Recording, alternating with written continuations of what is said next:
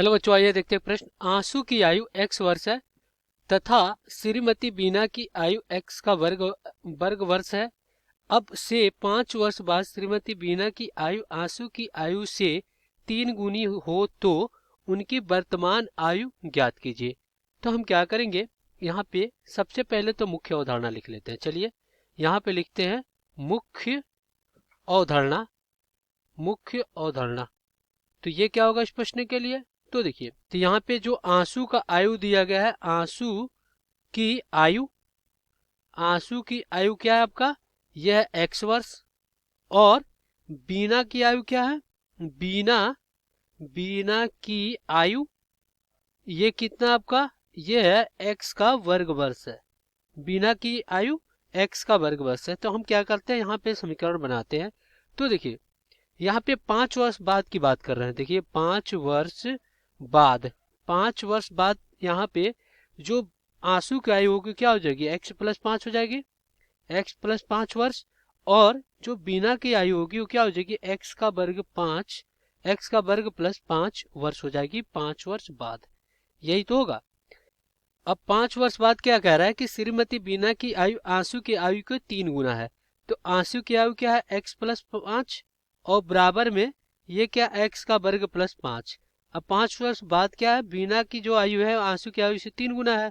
तो यहाँ पे जब ये 3 गुना है, इसमें हम क्या करेंगे, गुणा कर देंगे 3 से, तो इसके बराबर हो जाएगा। तो चलिए अब ये हमारा बन गया है समीकरण। चलिए इसको हल कर लेते हैं। तो जब इसका गुणा करेंगे 3 से तो क्या हो जाएगा, 3x + 5 15 और बराबर में x का वर्ग प्लस कितना हो जाएगा, 5।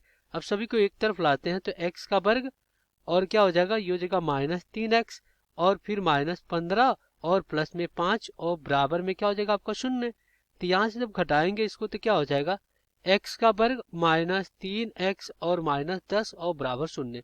अब ये द्विघात समीकरण के रूप में हो गया, इसका हम गुणनखंड करेंगे तो हो जाएगा -10x का वर्ग, प्रथम पद का गुणा आखिरी पद से किए। तो अब यहाँ पे हम इसको क्या लिख सकते हैं, इसको लिख सकते हैं -5x गुणे में 3x। तो जब गुणा कराएंगे तो क्या हो जाएगा, -10x का वर्ग और यही -5x + 2x। तो ये कितना हो जाएगा, ये हो जाएगा -3x। तो यहाँ पे क्या हो जाएगा, x का वर्ग और -5x + 2x -10 बराबर में 0। तो यहाँ से x जब बाहर लेंगे तो x -5 और प्लस जब 2 बाहर लेंगे तो x -5 और बराबर में आपका 0। तो यहाँ से x -5 बाहर लेंगे तो x + 2 और बराबर में 0। तो यहाँ से क्या हो जाएगा, x -5 बराबर 0 या x + 2 बराबर 0। तो यहाँ से x बराबर 5 या यहाँ से x बराबर -2।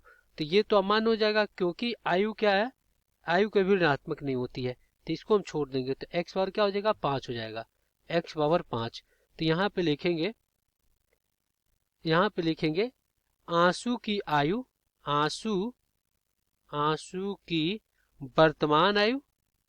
वर्तमान आयु की बात करें तो कितनी हो जाएगी, वो हो जाएगी 5 वर्ष। और बीना की